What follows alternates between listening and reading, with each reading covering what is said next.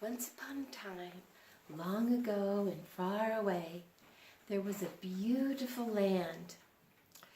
Oh, there were rolling hills and streams and lakes with plentiful water. The people there grew orchards with apples and peaches. Some raised cattle and sheep. Some raised chickens. And some grew splendid vegetables. They would trade for different products with each other, and sometimes they would sell or buy things. But they were happy, and they were thriving there in that land. And partly it was because of their leader. He was a man who was very kind and fair and wise. Now this man had grown older. Many years ago his wife had died, but he had 3 daughters, and they were nearly grown.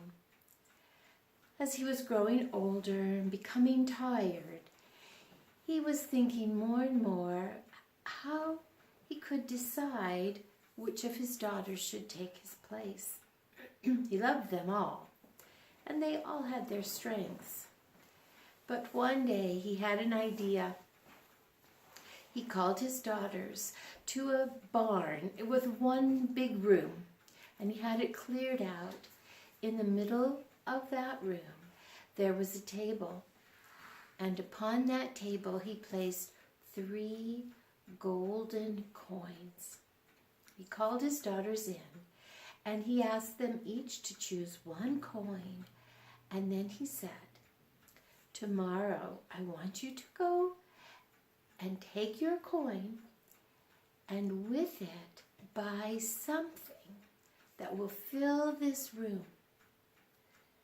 And with that they left. In the morning, they all 3 jumped out of bed and went about their business. Now, the oldest daughter, went right away and asked some friends to help her. She got a wagon, and she went to one of the farms with that grew hay, that had cattle, and lots of hay and straw. So they filled the wagon up with hay and straw and brought it back and parked it right outside the door to that big room. And then she, the oldest daughter, was done for the day. She went off to visit with her friends. The second daughter also had an idea right away, and she went out, got some of her friends to help her. She went to a farm that raised chickens and ducks and geese, and with her friends she filled pillowcases and sacks with all the feathers she could possibly buy, and loaded up a wagon with all the pillowcases and sacks of feathers.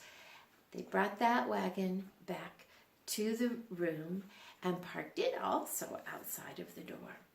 And she was done for the day. Now the third daughter had been thinking. She had walked out to a tree, and she had been sitting under that tree all day long. Now the village folks and the farmers and all the people around had known about this contest, this task the father had given his daughters. And they'd been watching all day. And they'd been watching the third daughter sitting in the shade of a tree. And they began to whisper to each other that she probably didn't have any kind of an idea. They couldn't imagine what she could be thinking about. But late in the afternoon, as the sun was going down, she stood up. She walked into the little village, and she walked down one street, down to the very end of the street where there was a small little shop. She walked into the shop, she went back to the back corner, and she picked up 2 items. She went to the shopkeeper, and she paid with her golden coins for those 2 items. Didn't take all of her golden coins. He gave her some change back. She put that in her pocket along with the 2 items, and she went back to the room within that big barn. Well, now the sun was almost going down, and the 3 daughters walked into the room, and there their father was waiting for them. Some of the villagers and farmers and farm families had come to look through the windows to see what the daughters would try to fill up the room with. Well, the first daughter, the oldest daughter, went first, and she, with her friends, backed that wagon up to the door. The door was open. They lifted up the wagon and they brushed all that hay and straw into the room. They scattered it all around. For a while, some of that straw floated around in the air, but soon it all settled down. It wasn't very deep. It filled the floor, but it didn't fill the room. So all the hay and straw was swept out. Now the second daughter, with help from her friends, brought all the sacks and pillowcases into the room, and they shook the feathers out.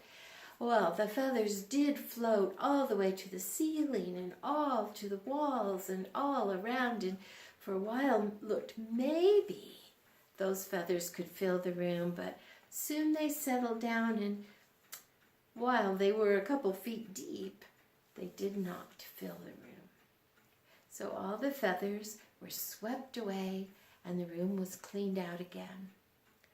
Now the third daughter simply asks for that table to be brought back and placed in the middle of the room.